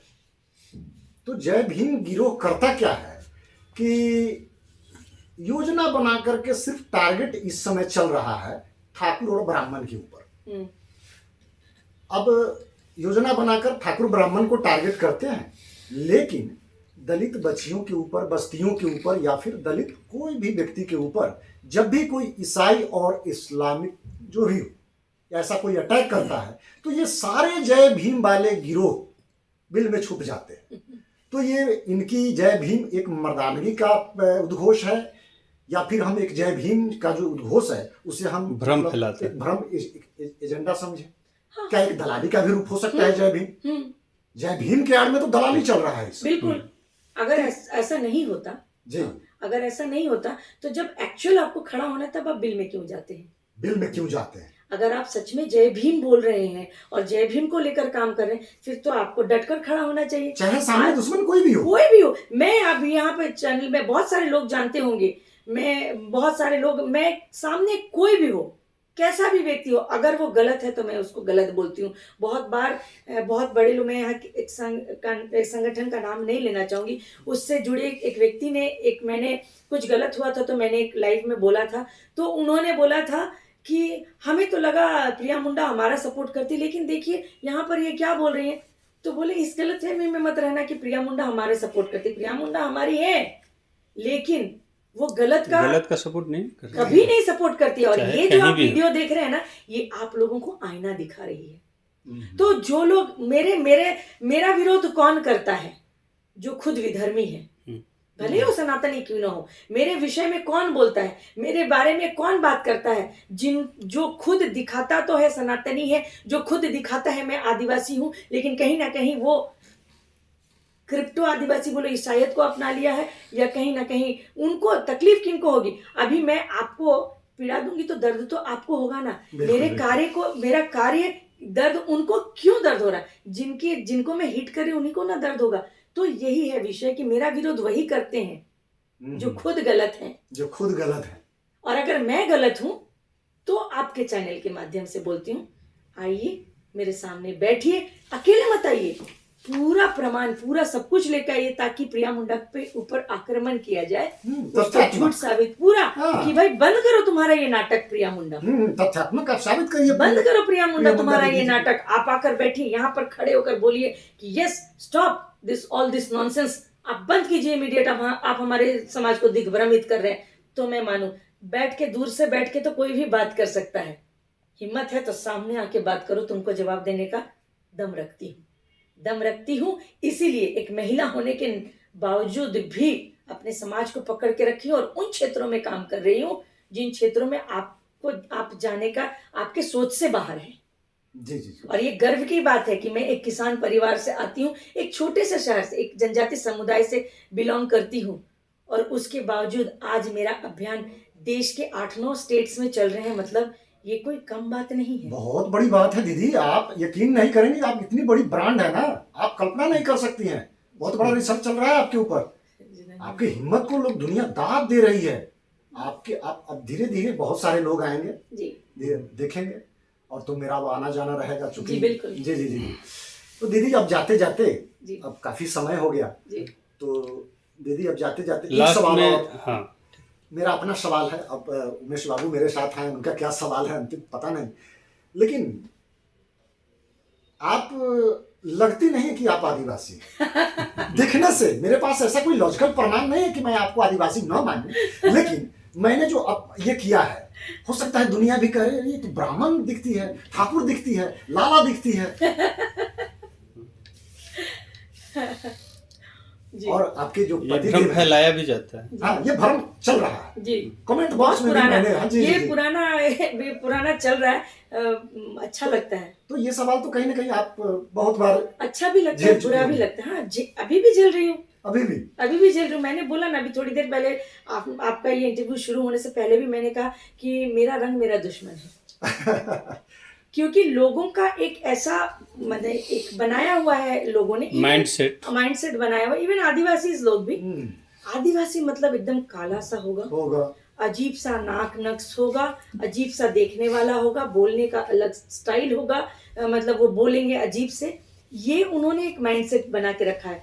आप आइए, आपको ऐसे कई प्रमाण दूंगी कि आदिवासी लड़कियां, आदिवासी कुछ क्षेत्रों में, क्योंकि मेरी माँ संथाल से है, संथाल लोग थोड़े अलग ही दिखते हैं, और मेरी दादी भी गोरी थी, और मतलब मेरी नानी भी गोरी थी, तो वो जो जिनसे आता उस तरह से, तो इसके मैं कई प्रमाण आपको दे सकती हूँ। नॉर्थ ईस्ट में तो आदिवासी बहुत सारे गोरे हैं, बहुत सारे। अरे ये माइंडसेट तो उनकी प्रॉब्लम, गोरे तो चमार भी है। मैं ये कहती हूँ कि झारखंड की बात करूं या झारखंड की मैं बात करूं, झारखंड का सीएम तो हेमंत सोरेन है, तो सबसे पहले तो हेमंत सोरेन की वाइफ पे क्वेश्चन होना चाहिए, क्योंकि वो तो बॉलीवुड स्टार जैसे लगती हैं, वो कहीं से आदिवासी नहीं लगती हैं, तो फिर उन पे क्यों नहीं सवाल होता है कि ये आदिवासी नहीं है, जबकि वो उड़ीसा की मुर्मू माने संथाल पर समुदाय से बिलोंग करती हैं।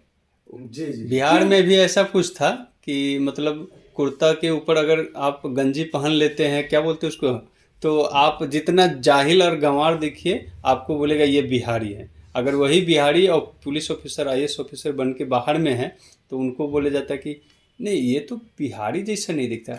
ये कोई मॉडल होता है क्या, बिहारी जैसा नहीं दिखता? तो यही है, ये माइंडसेट ये माइंडसेट है mindset कि है। एक आदिवासी वोट बैंक भी है ये। वोट बैंक तो है ही, और ये है वोट बैंक है, राजनीति है। कोई अगर काम कर रहा है तो उसको तोड़ने की एक साजिश है। मैं कहती हूँ अगर मैं आदिवासी नहीं हूँ तो कोई तो प्रमाण होगा ना आपके पास, और वो प्रमाण लेकर आप मेरे सामने आए, और अगर जनरल है तो और आए और ये प्रमाण दे कि प्रिया मुंडा इज नॉट आदिवासी। फिर एट्रोसिटी क्या होता है मैं बताऊंगी उनको, और कोई प्रमाण मुझे चाहिए या ना चाहिए। क्योंकि मैं बता दूं कि जनजाति समाज की महिला के बारे में ये जो चल रहा है, मैं तो इन लोगों को माफ कर रही हूँ, क्योंकि ये मेरे भोले लायक ही भाले नहीं। मैं हैं, ये मैंने छुट इस भैये तरह के लोग छुट सब हैं। भैये से मैं लगती नहीं हूँ इस तरह के रिंगटोन कि आते जो हैं। औरत, हाँ रिंगटोन जैसे एकदम सही। तो ये जो है ना, इनकी औकात नहीं है मेरे सामने खड़ा होने की, और मैं मेरे सामने क्या बताऊं, शब्द नहीं निकलते हैं कि आप दूर से नहीं, ये तो बहुत गलत बात है, प्रिया मुंडा आदिवासी नहीं है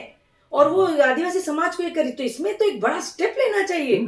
सामने बैठिए, आप आइए और आकर प्रमाण दीजिए, मेरे पर एक्शन लीजिए, और उसके बाद अगर मैंने प्रमाण दिया और आप पर एट्रोसिटी लगाया ना, तो आपके साथ जितने लोग भौंक रहे हैं ना, कोई आपको साथ देने नहीं आएगा। 6 महीने आप रगड़ते, वही आप सड़िएगा 6 महीने, और अगर मैंने चाह लिया एक आदिवासी महिला के, तो आपको सालों वहां सड़ा सकती हूँ, ऐसा है। तो ये सारे, ये जो है एक क्या बोले आपको, तोड़ने का एक प्रयास, बहाना कोई ढूंढा जा रहा बहाना। है। जी, जी, आदिवासी जी। मैं ऐसी कई महिलाओं को दिखा दूंगी जो मुझे मैं क्या हूँ इससे भी अच्छी हैं। तो अच्छा। आप, ये तो हेमंत सोरेन की मिसेज ही है, वही प्रमाण है। और मेरा जन्म, सबसे पहले मेरा जन्म, जाइए मेरे गांव जाइए, पूछिए मेरे बारे में, बता देंगे।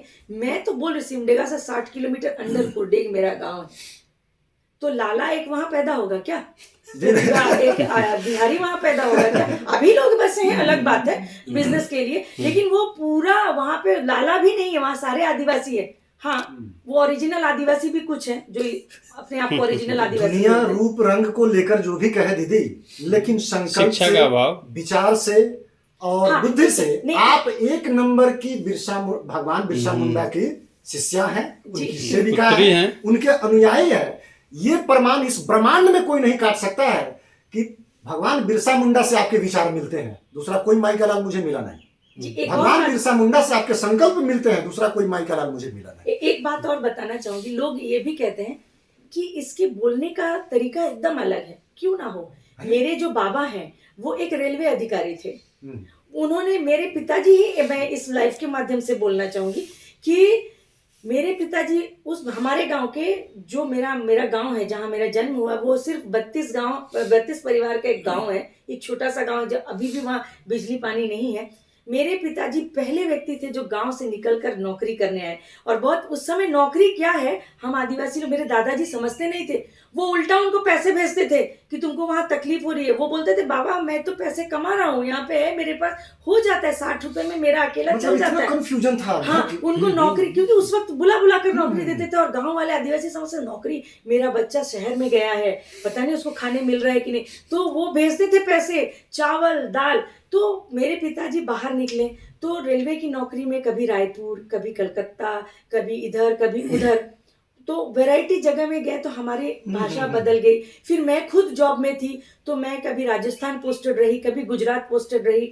मैं मतलब आज से 15-20 साल पहले जब मैं जॉब में थी तब की बात कर रही हूँ। मैंने तो जॉब रिजाइन किया क्योंकि मैं मैंने रिजाइन किया क्योंकि मेरे ससुर जी के बाद उनके काम, क्योंकि वो इस तरह से आंदोलन करते थे, वो भी इस तरह से निडर होकर काम करते थे, तो जो है उस तरह से वैरायटी जगह जाना हुआ तो ऑब्वियस चेंज हो। आप कुआं के मेंढक हो, कुछ लोग बोलते हैं कि हम आदिवासियों का भाषा सुनो, आप कुआं के मेंढक हो, आप वहीं पे बैठे हो, वहीं तक आपकी दुनिया है, तो आप तो वही जानोगे, आपको बाहर की दुनिया का क्या पता चलेगा। तो ये विरोध करने का स्टाइल है। यहाँ तक बोल दूं इस लाइव के माध्यम से, कुछ बहुत बड़े बड़े व्यक्तियों को भी मुझसे परेशानी है, बड़े पद में हैं, जिनको बड़े बड़े अवार्ड्स मिल चुके हैं, बड़े बड़े पदों में जाकर बैठे हैं, वो अपने बच्चों की राजनीति के लिए कितने स्वार्थी हैं। आप देखिए, मुझे बहुत दुख हुआ था, वो अपने सिर्फ व्यक्तिगत, आज क्यों हम कमजोर हैं इसमें भी एक इसका भी आंसर है। एक बड़े व्यक्ति जिनको बहुत बड़ा सम्मान मिला हुआ है, अवार्ड मिला, उनको सम्मानित किया गया है, और वो कई सालों एक बहुत बड़े दायित्व में थे, देश के एक बहुत बड़े दायित्व में थे। उनका ये कहना है कि प्रिया मुंडा को खूंटी से काम करने या आसपास की जगह से काम करने के लिए बंद किया जाए, उसको रोका जाए, उसको घर में बिठा दिया जाए। जब उनसे ये प्रश्न किया गया कि क्यों प्रिया मुंडा को बैठाया जाए, उन्हें तो हमें कोई गलती नहीं दिखती, तो कहते हैं मेरे बेटे की राजनीति जीवन में तकलीफ आ रही है, उसको टिकट में, सामने मेरा बेटा उनको वो समाज, उनको धर्म और संस्कृति से कोई मतलब समाज के लिए आज जो भी खूंटी से जीतते हैं, हारते हैं, जो भी एमएलए एमपी के टिकट मिलता है, वो आदिवासी है, क्योंकि वो रिजर्व सीट है, तो वहां एक आदिवासी को ही टिकट मिलेगा। तो जिस आदिवासी के नाम पे आप आज उस जगह पहुंचे हो या अपने बेटे को उस जगह पर पहुंचाना चाहते हो, आप उस जगह को भूल जा रहे हो, आप अपना व्यक्तिगत स्वार्थ देख रहे हो। तो हम कमजोर तो यही ना होते हैं। आप इसी जगह एक मुस्लिम को देखिए, वो कभी अपना व्यक्तिगत स्वार्थ नहीं देखेगा, एक ईसाई कभी अपना व्यक्तिगत स्वार्थ नहीं देखेगा, लेकिन हमारे दायित्व या पद में बैठे लोग सबसे पहले, या हमारे सनातनी लोग सबसे पहले अपने व्यक्तिगत स्वार्थ को देखते हैं, और उन्हीं के इस व्यक्तिगत स्वार्थ के लिए हम लोग कहीं ना कहीं कमजोर होते जा रहे हैं और गुलामी की तरफ जा रहे हैं। जो ये कहते हैं कि प्रिया मुंडा को रोका जाए, क्यों? उनसे पूछा भी गया कि उनके कोई कार्य से आपको तकलीफ हो या लग रहा है कि वो समाज को दिग्भ्रमित करे, बोले नहीं, मेरे बेटे को तकलीफ हो रही है क्योंकि उनको टिकट मिलने में तकलीफ होगी। ये अजीब लॉजिक, देखिए दुनिया कितना जल्दी तो इस वजह से मुझे रोकने तोड़ने का बहुत प्रयास किया गया।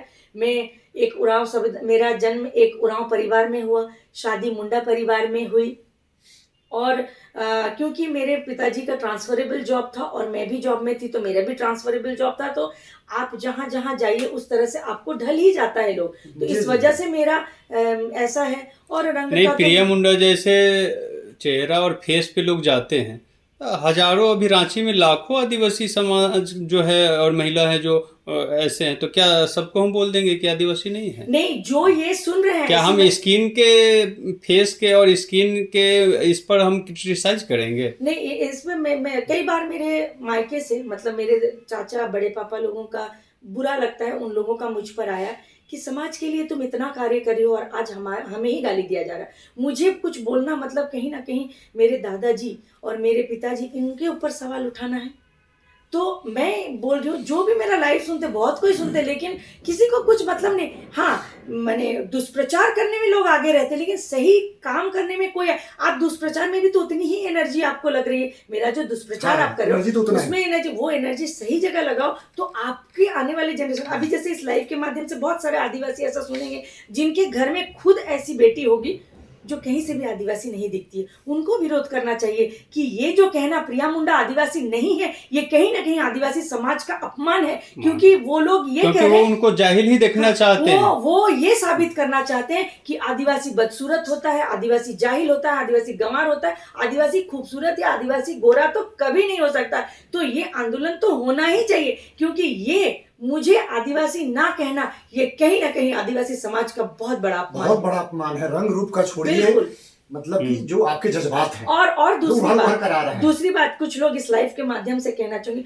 उन्होंने मुंडा व्यक्ति से शादी कर ली, उनका भी मैं जवाब देती हूँ, इसमें मिल जाएगा शायद, कि उन्होंने आदिवासी पुरुष से शादी कर ली ताकि वो पॉलिटिकल फायदा उठा सके। तो 20 सालों में मैं उठा सकती थी। और दूसरी बात है, उठा सकती हूँ, लेकर जंगल जाना, ये कौन सा फायदा उठाना? ये बात कल ही ये बात मैंने अधिवेशन में रखा कि जो पॉलिटिकल सोच लेके आएगा ना, तो वो नपातुला काम करेगा, ऊपर काम करेगा, जान को जोखिम में। मेरी जान नहीं गई, ये तो मेरा सौभाग्य है, ऊपर वाले का आशीर्वाद है और आप सबों का प्रयास, नहीं समर्थन है, मुंडा का पूरा आशीर्वाद आपके ऊपर। लेकिन जो व्यक्ति पॉलिटिकल सोच रख के करेगा तो उसको तो एक डर रहेगा, वो तो वैसा ही करेगा, लिपा पोती जाए, आसपास में जितना काम कर ले, ऐसे है भी कई लोग, तो इस तरह से काम करेगा। तो कुछ लोगों ने यहाँ तक भी बोला कि आदिवासी, लोगों ने कहा नहीं वो आदिवासी है, मुंडा लिखती, बोले हाँ उन्होंने आदिवासी से शादी की, क्या आदिवासी, तो भाई ये भी तो नियम है, उसका भी आप अपमान कर रहे हो। ये तो हमारा समाज, चाहे सनातनी हो चाहे आदिवासी हो,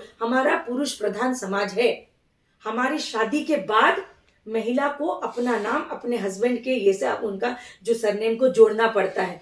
तो अगर मैं किसी दूसरे समुदाय से हूँ तो मैं तो आप ही के समुदाय में हो गई, आपको एक्सेप्ट करना चाहिए, आपकी संख्या बढ़ गई, प्रतिष्ठा बनी। हाँ ये बन गई। नहीं तो आप देखो जी, मतलब दूसरा मुंह से निकल रहा था, मुस्लिमों का आप देखो, वो लोग हमारी आदिवासी लड़कियों से और दूसरी लड़कियों, आदिवासी खासकर आदिवासी लड़कियों से शादी तो करते हैं, लेकिन नाम नहीं बदलते पॉलिटिकल फायदा के लिए, क्योंकि नाम बदल देंगे डबल आरक्षण, तो डबल आरक्षण मिलेगा, प्लस मान लीजिए वो कोई रिजर्व्ड एरिया है तो उस एरिया से अपनी वाइफ को खड़ा करेंगे, क्योंकि वो जनजाति समाज से है तो कुछ फैसिलिटीज ले लेंगे, कुछ माने फैसिलिटीज जो आती है वो ले लेंगे, तो ये सारा चीज है। तो आप अपमान हर तरीके से आदिवासी समाज को कर रहे हो, और आदिवासी समाज यहाँ पर बैठकर अगर तमाशा देख रहा है तो ये बहुत शर्म की बात है कि आदिवासी समाज को इतना बोला जा रहा है। मतलब इनडायरेक्ट नहीं, डायरेक्ट वे में प्रिया मुंडा को अगर आदिवासी आप नहीं कह रहे हैं, दैट मीन्स आप आदिवासी समाज का अपमान कर रहे हैं।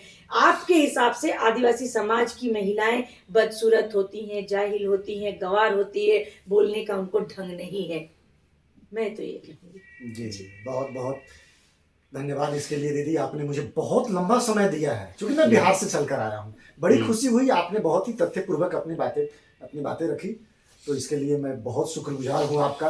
और भी मोबाइल के जरिए मैं आपसे इंटरव्यू लिया करूँगा, आपसे संवाद कर लिया करूँगा, तो फिलहाल मेरे पास इतना ही टाइम है। लेकिन जो भी इनको बोलती है कि ये नहीं है रंग रूप से, लेकिन एक बात आप लोग नोट कर लीजिए, संकल्प शक्ति से, विचार से, अभिव्यक्ति से, यही भगवान बिरसा मुंडा की असली संतान है, ये सिद्ध हो गया है।